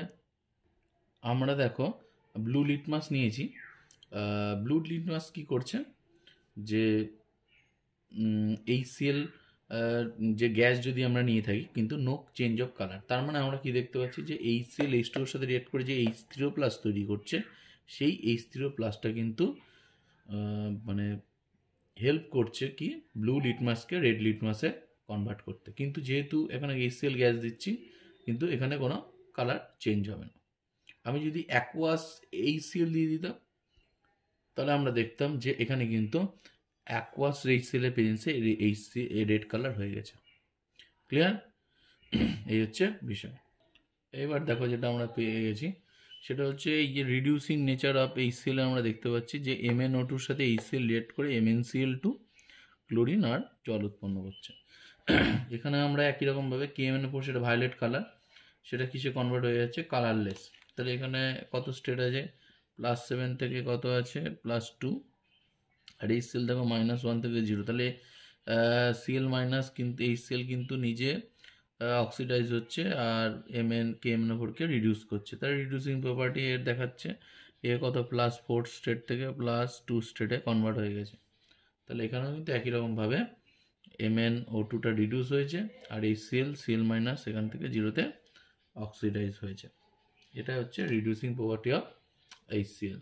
এরপর যে অ্যাকোয়ারিজা রিয়াকশন আছে সেটা কিন্তু আমরা অলরেডি শিখে ফেলেছি, ঠিক আছে? নাইট্রোজেনের যে ফ্যামিলিতে সেখানে আমরা পড়েছি অলরেডি। আমরা যেটা চলে আসছি সেটা হচ্ছে HBr বা হাইড্রোজেন ব্রোমাইড। এর প্রিপারেশনটা আমরা একটু দেখে নিই যে আচ্ছা, এবার আমরা দেখব যে রেড ফসফরাস। হ্যাঁ, এই যে ফসফরাসটা আমরা নিয়েছি সেটা কিন্তু রেড ফসফরাস কী করছে, ব্রোমিনের সাথে আমরা রিয়াক্ট করাচ্ছি। হ্যাঁ, ব্রোমিনের সাথে রিয়াক্ট করিয়ে সেটাকে আমরা PbR3 তৈরি করাচ্ছি। এই PbR3 থেকে জলের সাথে রিয়াক্ট করিয়ে HBr আমরা কিন্তু প্রিপেয়ার করছি। HBr কিন্তু গ্যাস হিসেবে আমরা জানি যে গ্যাস হিসেবে আছে। এইবার এটা কি করা হচ্ছে, এই HBrটা কী করা হয়, এয়ারের আপওয়ার্ড ডিসপ্লেসমেন্ট দিয়ে কালেক্ট করা হয়। কারণ আমরা জানি যে density of HBr more than কি এয়ার, সেই জন্য আপওয়ার্ড ডিসপ্লেসমেন্টে এদের কালেক্ট করা হয়। HCl যেমন আমরা কনসেন্ট্রেট H2SO4 দিয়ে ড্রাই করেছিলাম, কিন্তু HBr কিন্তু আমি কনসেন্ট্রেট H2SO4 দিয়ে ড্রাই করতে পারবো না। কারণ কনসেন্ট্রেট H2SO4 কী করবে, HBr এর সাথে রিয়াক্ট করে Br2 bromine plus SO2 plus water কিন্তু প্রডিউস করবে। তাহলে আমার কিন্তু HBr রিয়াক্ট হয়ে যাচ্ছে H2SO4 দিয়ে। সেই জন্য আমরা কিন্তু কনসেন্ট্রেট H2SO4 কিন্তু ইউজ করব না অ্যাজ এ ড্রাইং এজেন্ট। তাহলে আমরা কীভাবে এটাকে ড্রাই করব, এটাকে কিন্তু ক্যালসিয়াম ক্লোরাইড আর হচ্ছে রেড ফসফরাস দিয়ে কিন্তু এর ভিতরে যে ওয়াটারটা থাকে, ওয়াটার ভেপার, সেটা কিন্তু রিমুভ করা হয়।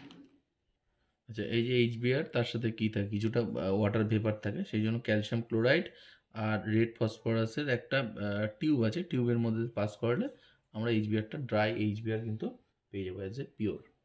এইবার আমরা চলে আসছি হচ্ছে হাইড্রোজেন আয়োডাইড, তাই তো। এই চায়ের কিন্তু একই রকমভাবে কিন্তু যেরকম আমরা তৈরি করেছি HBr, ঠিক একই রকমভাবে কিন্তু এই চায় তৈরি করতে হয়। ফসফরাস প্লাস আয়োডিন আমরা দেখে নিয়েছি PI3। এই PI3কে কী করা হয়, এই PI3কে ওয়াটারের সাথে যুক্ত করে আমরা দেখতে পাচ্ছি এর সাথে কিন্তু এই চাই প্রস্তুত করা হচ্ছে। H3PO3 আমরা এখান থেকে পেয়ে যাচ্ছি। একই রকম ড্রাই করা হয়, এই চায়ের সাথে একই রকমভাবে ড্রাই করা হচ্ছে। এর মধ্যে যে জলটা থাকে সেম ক্যালসিয়াম ক্লোরাইড, আর তার সাথে আমরা দিয়ে দিচ্ছি হচ্ছে ক্যালসিয়াম ক্লোরাইডের একটা টিউব দিয়ে পাস করা হয়। নেক্সট আবার এর সাথে কিন্তু রেড আয়োডাইডের রেড ফসফরাসের একটা টিউব দিয়ে পাস করা হয়, দিয়ে এটাকে আমরা পিওর HI কিন্তু পেয়ে যাই। আর একই রকমভাবে আপওয়ার্ড ডিসপ্লেসমেন্টে কিন্তু কালেক্ট করা হবে, যেহেতু এয়ারের থেকে এর ডেন্সিটি বেশি। সেম কেস যে এই চাইকে কিন্তু আমরা ড্রাইং রিএজেন্ট হিসেবে H2SO4 ইউজ করছি না, কারণ উইচ ইজ অক্সিডাইজিং রিএজেন্ট, সেটা কিন্তু এই চাইকে আয়োডিনে কনভার্ট করবে আর নিজে কিন্তু SO2-তে রিডিউস হবে। ক্লিয়ার? একই রকম রিয়াকশান HBr এর মতনই। এই চাই কিন্তু ভালো রিডিউসিং এজেন্ট হিসেবে কাজ করে। এই চাই কিন্তু ভালো রিডিউসিং এজেন্ট, তার কিছু রিয়াকশন আমরা দেখিয়ে নিচ্ছি একই রকমভাবে KMN। এবার দেখো আমরা দেখতে পাচ্ছি KMNO4 এর কি ভায়োলেট কালার হয়, সেটা কিসে কনভার্ট হয়েছে MnSO4 কালারলেস। K2CH2SO4 এর সাথে HCl রিঅ্যাক্ট করে হচ্ছে ক্রোমিয়াম সালফেট তৈরি করছে, আর এদিকে নাইট্রিক অ্যাসিডকে রিডিউস করে NO2-তে কনভার্ট করছে। তার মানে আমরা মোটামুটি দেখতে পাচ্ছি, অ্যান্ড এই চাইটা কি আয়োডিনে কনভার্ট হচ্ছে। মোটামুটি আমরা দেখতে পাচ্ছি যে এখানে কিন্তু একটা ভালো রিডিউসিং রিএজেন্ট হিসেবেও কিন্তু আমরা HIকে ব্যবহার করতে পারি। ঠিক আছে, একটা গুরুত্বপূর্ণ রিয়াকশন আছে, সেটা হচ্ছে আয়োডিনের সাথে ক্লোরিনের রিয়াকশান। আচ্ছা, আয়োডিনের সাথে ক্লোরিনের রিয়াকশান করে আমরা দেখতে পাচ্ছি HiO3 আর HCl কিন্তু প্রডিউস করছে আয়োডিক অ্যাসিড। ঠিক আছে, আয়োডিনের আমরা কালার কি জানি, এটা ওই ভায়োলেট টাইপের হয়। ঠিক আছে, রেড ভায়োলেট। ঠিক আছে, সেইটা কালারটা আমরা দেখতে পাচ্ছি, এখানে কিন্তু এটা কালারলেসে কনভার্ট হয়ে যাচ্ছে। তার মানে যদি আমরা এক্সেস ক্লোরিন ওয়াটার যদি অ্যাড করি আয়োডিনে, ঠিক আছে, তাহলে কিন্তু আমরা দেখতে পারবো HiO3 কনভার্ট হচ্ছে, আর আয়োডিনের কালারটা কিন্তু কালারলেসে কনভার্ট হয়ে যাচ্ছে। ক্লিয়ার? আচ্ছা, এটা হচ্ছে খুব গুরুত্বপূর্ণ রিয়াকশান, যে কপার সালফেটের সাথে এটা কিন্তু আমরা বোর্ড এক্সামেও অনেক সময় দেখেছি যে এই রিয়াকশানটা দিতে। ক্লিয়ার? সেটা হলো যে কপার সালফেটের সাথে HI এর রিয়াকশান। কপার সালফেটের সাথে HI রিয়াকশান আমরা দেখতে পারবো একটা কিউপ্রাসাইডয়েডের একটা হোয়াইট পিপিটি আমরা দেখতে পারবো। ঠিক আছে, এর সাথে কিন্তু আয়োডিন তৈরি হবে। ক্লিয়ার? তাহলে কোশ্চেনটা কী দেয়, কপার সালফেটের সাথে HI রিয়াকশন অর KI এর রিয়াকশন। ঠিক আছে, KI বা HI রিয়াকশন কিন্তু একই রকম হবে, শুধু এখানে হাইড্রোজেনের পরিবর্তে আমরা দেখতে পারবো পটাশিয়াম করে দেবো, আর কিছুই না, সেম দিয়ে ব্যালেন্স করে ফেলতে হবে। ক্লিয়ার? এবার চলে আসছে inter halogen compounds. The binary compounds form by the combination of two different halogens are called inter halogen compounds. কি বলতে চাইছে দেখো, ভালো করে বুঝতে হবে। সেটা হলো যে যখন হ্যালোজেনের যে যেগুলো আছে, হ্যালোজেনগুলো ফ্লুরিন, ক্লোরিন, ব্রোমিন, এগুলো নিজেদের মধ্যে রিয়্যাক্ট করবে, করে কি করবে, একটা কম্পাউন্ড তৈরি করবে, তাকে আমরা বলবো ইন্টার হ্যালোজেন। মানে ফ্লুরিনের সাথে ফ্লুরিন, যেমন আমরা ওটা নিয়ে নিচ্ছি, ধরো ক্লোরিন প্লাস ফ্লুরিন, এটা থেকে আমরা কী পেয়ে যাচ্ছি, ধরো ClF3,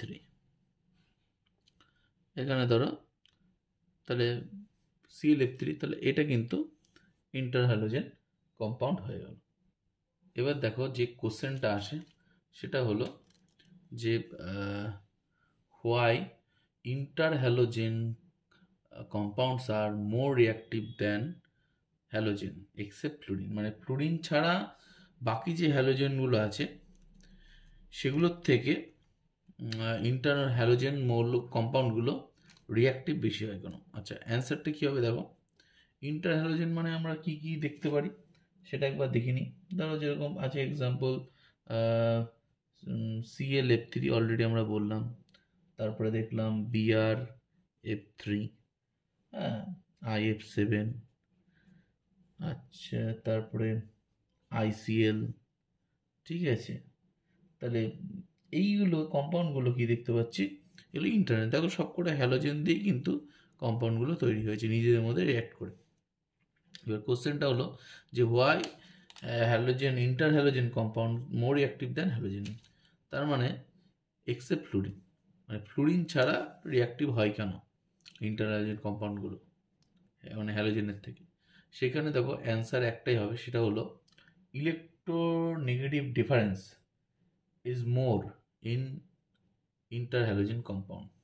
অর্থাৎ দেখো ভালো করে বুঝতে হবে, ধরো আমার এখানে দুটো ডিফারেন্ট হ্যালোজেন অ্যাটম আছে, হ্যাঁ, একটা এক্স একটা ধরো এক্স ড্যাট, এদের মধ্যে কিন্তু ইলেকট্রোনেগেটিভ ডিফারেন্সটা অনেক বেশি হয়। আমি যদি সেম অ্যাটম বলি, লাইক ধরো দুটো ক্লোরিন আছে, হ্যাঁ, ধরো একটা দুটো ক্লোরিন আছে, ধরো Cl আর Cl, এদের কিন্তু ইলেকট্রোনেগেটিভ ডিফারেন্সটা খুব কম, এদের দেখা যাচ্ছে ইলেকট্রনটা প্রায় মাঝখানেই থাকে। যখনই এদের মধ্যে ডিফারেন্স, ধরো এখানে সাথে ফ্লুরিন আছে, তখন কিন্তু ইলেকট্রনগুলো ফ্লুরিনের দিকে অনেকটা শিফট করে যায়, যার ফলে কী হয়, এদের মধ্যে বন্ডটা অনেক বেশি আয়নিক হয়ে যায়। সেই জন্য আমরা দেখতে পাচ্ছি যে ইন্টার হ্যালোজেন কম্পাউন্ডগুলোর মধ্যে ইলেকট্রোনেগেটিভ ডিফারেন্সটা অনেক বেশি হয়, so they are more reactive than halogen. আচ্ছা, এখানে ইন্টার হ্যালোজেন হচ্ছে কম্পাউন্ডে কিছু কোশ্চেন দেয়। ধরো আমি একটা দিলাম, ধরো ICl, এর সাথে জল দিলে কি হবে? দেখো এখানে একটা আমরা সহজেই জানি যে chlorine is more electronegative than iodine, তাহলে এটা প্লাস মাইনাস আমরা ভাঙতে পারি, I প্লাস আর মাইনাস, আর H প্লাস আর OH মাইনাস, সহজে এগুলো আমরা বোঝার জন্য। তাহলে এবার O মাইনাস এটাই চলে গেলো, Cl মাইনাস এখানে হলো, তাহলে আমরা এখানে প্রোডাক্ট কি লিখতে পারি, HCl আর হচ্ছে IOH। ক্লিয়ার? এইভাবে কিন্তু আমরা করতে পারি। আবার দেখো একটা কোশ্চেন আসছে যে BrF5 কী হবে? দেখো এখানে কিন্তু Br+5 স্টেটে আছে, আর এখানে কিন্তু আমার 5খানা F মাইনাস, কারণ fluorine is more electronegative than bromine. তাহলে এবার আমরা এখানে জল নিয়ে নেব, H+OH মাইনাস। দেখো ফ্লুরিন হচ্ছে কী করবে, H+ এর সাথে রিঅ্যাক্ট করবে, তাহলে কতগুলো H+ লাগবে, নিশ্চয়ই 5খানা H+ লাগবে। আর এখানে দেখো 5খানা Br, তাহলে OH মানে মাইনাস অক্সিজেন কতগুলো লাগবে, নিশ্চয়ই আমরা এখানে দেখতে পাচ্ছি যে এখানে কিন্তু অক্সিজেন কিন্তু 5খানা OH মাইনাস লাগবে। সহজে আমরা বুঝতে পারছি যে জল কিন্তু আমরা 5খানা নিতে হবে। এবার দেখো যে ব্যাপারটা হলো সেটা হলো যে তাহলে এখানে আমরা কি 5টা দিয়ে দিচ্ছি। এবার দেখো তাহলে কি আসছে 5HF আর কি আসছে Br 5খানা OH।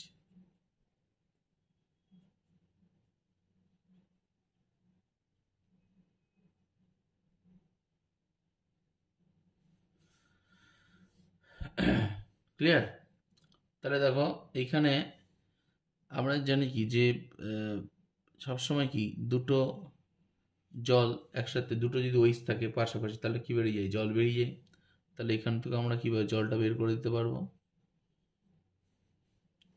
ক্লিয়ার? তাহলে কি পড়ে যাচ্ছে দেখো এখানে BrO3H HBrO3 মানে এখানে দেখো জল যদি বেরিয়ে যায় এখান থেকে তাহলে এখান থেকে জল বেরিয়ে গেল, একটা অক্সিজেন চলে গেল, দুটো এইচ চলে গেল, এখানেও একটা অক্সিজেন আর দুটো এইচ চলে গেল, পড়ে থাকলো 3টে অক্সিজেন আর হচ্ছে এইচ। তার মানে আমরা এখানে বলতে পারবো এইটা কিন্তু HBrO3। তাহলে এইভাবে কিন্তু আমরা সহজেই যে কোনো প্রবলেম বা এইভাবে প্লাস মাইনাস হিসেবে আমরা করে ফেলতে পারি। আবার কিছু কোশ্চেন আসতে পারে যে BrF3 BrF5 এদের মধ্যে যে অক্সিডাইজিং পাওয়ার এটা কম্পেয়ার করো। দেখো এটা +5 স্টেটে আছে, এটা +3 স্টেটে আছে, +1 স্টেটে আছে। তাহলে আমরা বলতে পারবো যে যেটা প্লাস, যার যত মাথায় প্লাস বেশি থাকবে তার তো ইলেকট্রন গেইন করার টেন্ডেন্সিও বেশি, তাই তো? গেইন করার টেন্ডেন্সিও বেশি, সে তো নিউট্রাল হতে চাইছে। তার মানে এখানে আমি বলতে পারবো যে higher the oxidation number higher will be the oxidising power. তাহলে এটা কিন্তু এখান থেকে অক্সিডাইজিং পাওয়ার কিন্তু বাড়বে, ডাইজিং পাওয়ার। ক্লিয়ার? এদিক থেকে এদিকে কিন্তু অক্সিডাইজিং পাওয়ার বাড়ছে। এবার দেখো চলে আসছি অক্সি অ্যাসিড অফ হ্যালোজেন। সেখানে কি আছে +1 +5 +7 এই 3টে স্টেটের আমরা অক্সি অ্যাসিডগুলো দেখে নিই। ক্লোরিনের ক্ষেত্রে আমরা কি দেখি? আচ্ছা ফ্লুরিনের ক্ষেত্রে কী হয়? ফ্লুরিনের ক্ষেত্রে -1 আর 0 হয়, কারণ ফ্লুরিন সবসময় কত হয় F মাইনাস স্টেট দেখায় আর F হচ্ছে F2 দিয়ে 0 স্টেট, এছাড়া এদের স্টেট হয় না। আর +1 দেখালেও সেটা ভেরি ভেরি আনস্টেবল, সেটা ওই জন্য আলোচনায় আমরা করবো না। এবার আমরা চলে আসি, দেখো +1 স্টেটে আমরা ক্লোরিনে কি দেখছি যে HOCl হাইপোক্লোরাস নাম অ্যাসিড, Br2 মানে HOBr। দেখো সবাই +1 স্টেটে আছে, কিন্তু ক্লোরিন কিন্তু এখানে +1 স্টেট, এখানেও +1 স্টেট, এখানেও +1 স্টেটে আছে, কারণ oxygen is more electronegative than chlorine, bromine and iodine. So এখানে ইলেকট্রন টেনে নেয় অক্সিজেন ক্লোরিনের কাছ থেকে, তাই জন্য ক্লোরিন কিন্তু +1 স্টেটে চলে গেছে। এবার আমরা দেখছি এটার নাম হাইপোক্লোরাস, সেটা হাইপোব্রোমাস, সেটা হাইপোআয়োডাস। +5 স্টেটে আমরা কি দেখতে পাচ্ছি ক্লোরিক অ্যাসিড, হ্যাঁ HCl, এখানে কিন্তু +5 স্টেট, এখানে +5 স্টেট, এখানেও +5 স্টেট, আয়োডিক অ্যাসিড। +7 স্টেটে আমরা দেখতে পাচ্ছি HClO4, যেটার নাম হচ্ছে পারক্লোরিক অ্যাসিড, HBrO4, এখানে সবাই +7 স্টেটে আছে, এখানে সবাই +7 স্টেটে আছে। পারক্লোরিক, পারব্রোমিক, এটা পার আয়োডিক অ্যাসিড। ক্লিয়ার? এই কটা কিন্তু জানতে হবে তোমাকে আগে, অক্সি অ্যাসিডগুলো কী কী আছে। ক্লিয়ার? এখন যেটা আসছি হ্যালোজেনের অক্সো অ্যাসিডের কিছু প্রপার্টিজ।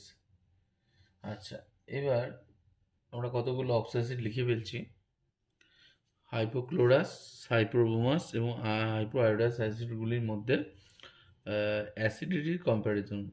সেখানে আমরা দেখতে পারবো যে HOCl এর সবচেয়ে বেশি, HOBr এর, আর লাস্টে হচ্ছে HBr। তাহলে এটা হচ্ছে কম্পেয়ার অ্যাসিডিটি।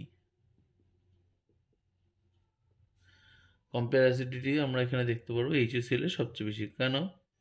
দেখো এইখানে আমি যদি স্ট্রাকচারটা আঁকি, এরকম করে আঁকি, তাহলে ক্লোরিনের মাইনাস আই এফেক্ট দিয়ে যদি বলি তাহলে আরও সহজে বিষয়টাকে বোঝানো যাবে। যে আর মাইনাস আই এফেক্ট যত বেশি হবে তাহলে ইলেকট্রনটা শিফটটাও তত বেশি হবে, আর এখান থেকে এইচ প্লাসটা তত বেশি ছাড়বে। আশা করি এটুকু ক্লিয়ার হচ্ছে। এবার চলে আসছি হাইপোক্লোরাস, তারপরে আসছি যে হ্যালাস অ্যাসিড, তারপরে আসছি হ্যালিক অ্যাসিড, আর ফাইনালি আসছি পার হ্যালিক অ্যাসিড। অর্থাৎ এখানে প্রথমটা হলো হাইপোক্লোরাস, তারপর এটা হচ্ছে ক্লোরাস, তারপর এটা ক্লোরিক, আর এটা হচ্ছে পারক্লোরিক। এই চারটে অ্যাসিডের মধ্যে আমরা আম্লিকতার তুলনা করব। ঠিক আছে, একই রকম ক্ষেত্রে এইখানে ক্লোরিনের বদলে যদি ব্রোমিন হয় সেক্ষেত্রেও একই রকম হবে।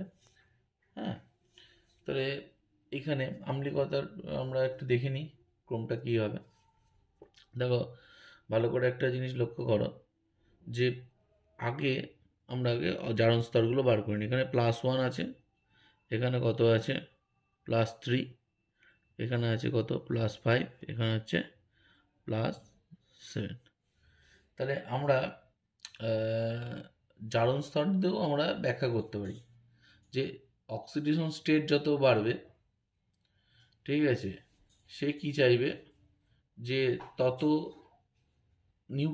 নিউট্রাল করার টেন্ডেন্সি তার তত বেশি হবে। অর্থাৎ জারণ সংখ্যা বৃদ্ধির সাথে সাথে ইলেকট্রোনেগেটিভিটি তত বেড়ে যাচ্ছে এবং ইজিলি কী করবে এইচ প্লাসকে ছেড়ে দেবে। আমরা একটু স্ট্রাকচারগুলো লিখে নিই, তাহলে আমাদের বোঝাতে সুবিধা হবে। আচ্ছা, স্ট্রাকচারগুলো আমরা এঁকে ফেলেছি। এবার আমরা এখানে কী করছি, অক্সিজেন স্টেটগুলো লিখে ফেলেছি। এটা +1 স্টেটে আছে, এটা +3 স্টেটে, এটা +5 স্টেটে, আর এদিকে এটা +7 স্টেটে রয়েছে। এবার এখানে একটা জিনিস স্পষ্ট দেখো, এখানে +1 স্টেট মানে সেখানে ইলেকট্রন ডেন্সিটি কিছুটা কম। আচ্ছা, এখানে +7 মানে সেখানে ইলেকট্রন ডেন্সিটি কিন্তু অনেকটাই ডেফিসিয়েন্ট। তাহলে যতটা ডেফিসিয়েন্ট হবে, হ্যাঁ, তাহলে সে এখানে কি করবে, ইলেকট্রনগুলো পূরণ করতে চাইবে। তখন কি হবে, এখানে একটা মাইনাস আই এফেক্ট, স্ট্রং কিন্তু মাইনাস আই এফেক্ট ক্লোরিন সৃষ্টি করবে। তাহলে এখানে আমি বলতে পারি minus I effect of an atom proportional to কী হবে, অক্সিডেশন স্টেট।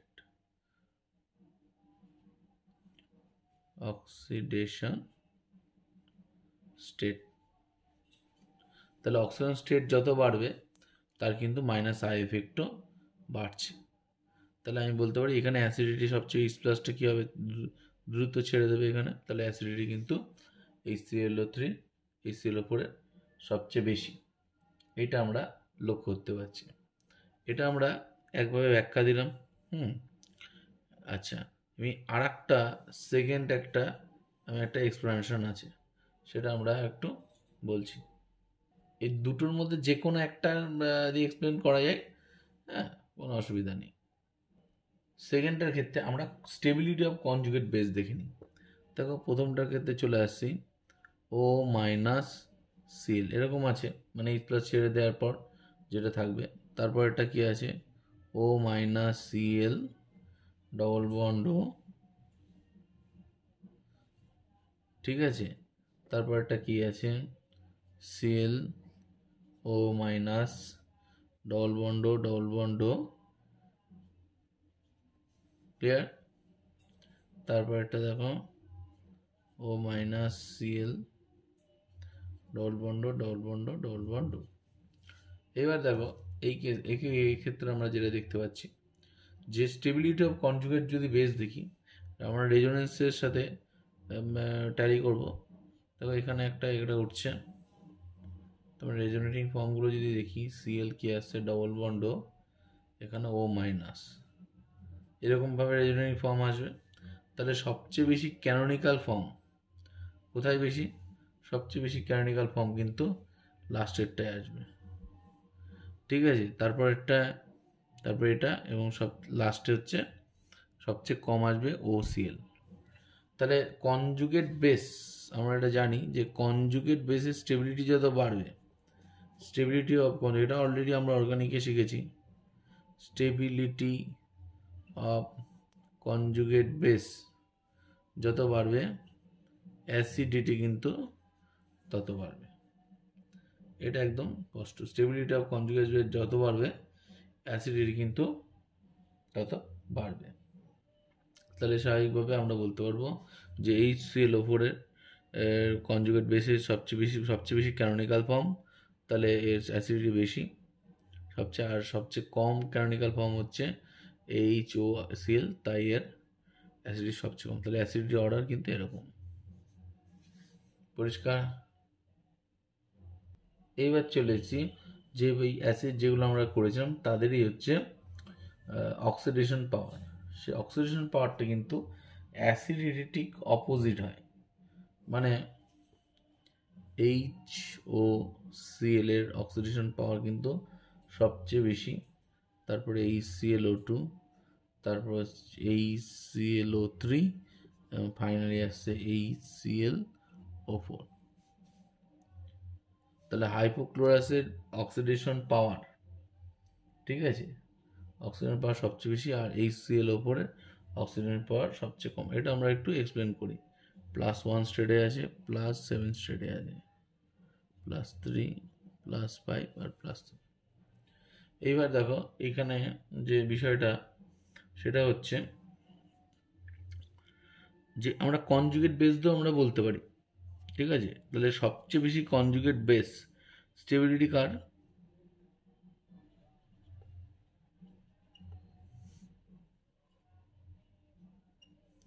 কারণ এখানে সবচেয়ে ক্যানোনিক্যাল ফর্ম থাকবে বেশি, আমরা কিছুক্ষণ আগেই বলেছি।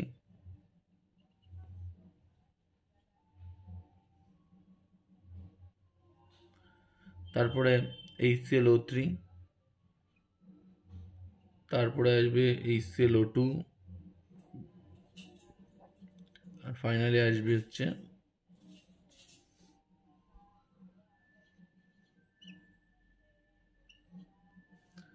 HOCl এর কনজুগেট বেস।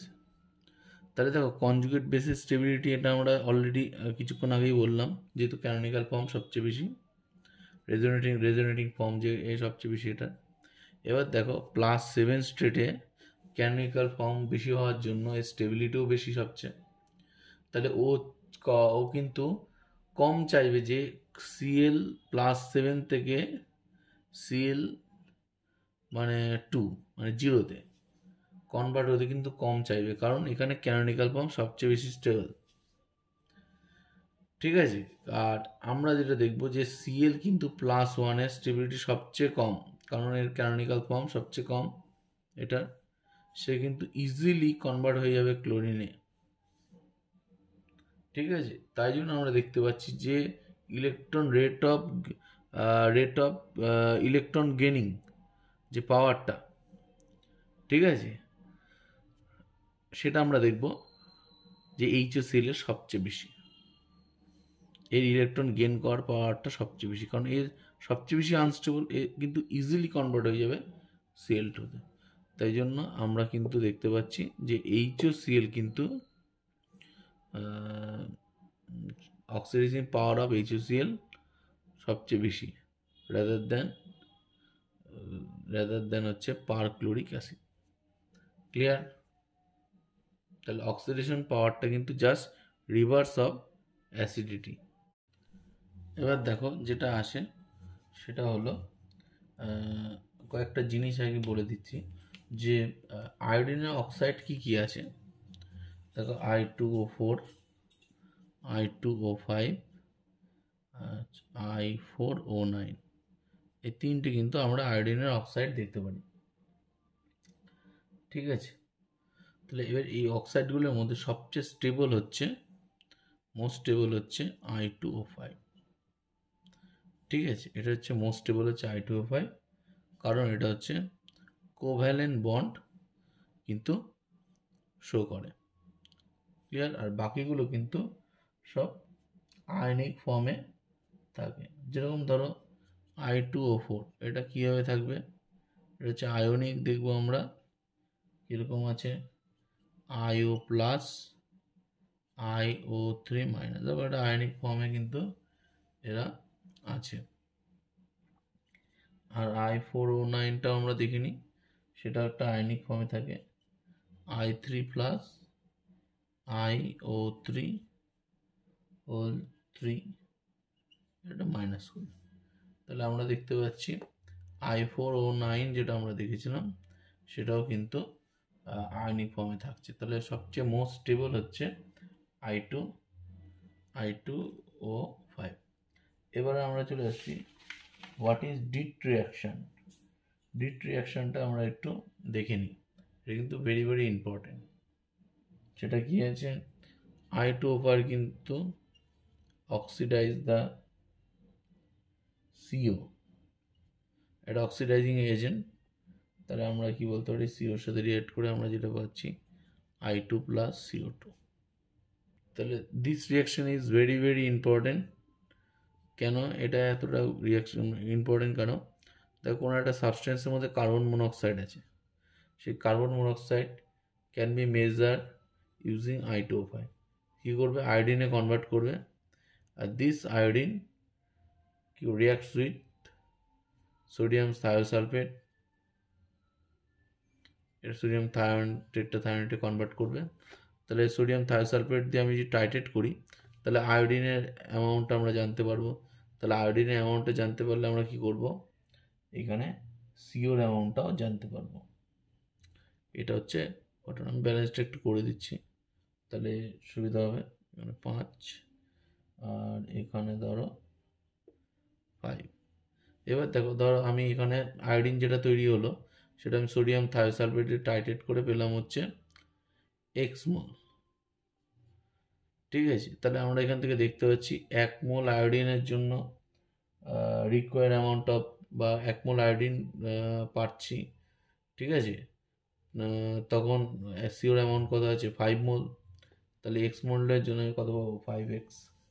তাহলে এইভাবে ইজিলি কিন্তু আমরা amount of CO in a mixture can be obtained by the titration by the reaction with the I2O5, ঠিক আছে। তাহলে এইভাবে কিন্তু সিওর অ্যামাউন্টটা আমরা ক্যালকুলেট করতে পারবো। এরপরে আমরা ক্লোরিনের বিভিন্ন অক্সাইডগুলোকে দেখে নিচ্ছি। সেটা কি আছে, Cl2O, ClO2, আচ্ছা Cl2O6, Cl2O7 ইত্যাদি আমাদের ক্লোরিনের অক্সাইড রয়েছে।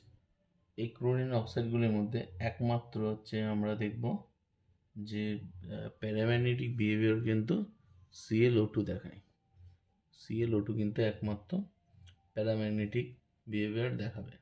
আমরা স্ট্রাকচারটা করলে দেখতে পারবো যে এখানে একটা কিন্তু ফ্রি ইলেকট্রন পড়ে থাকে। So it is a paramagnetic in nature.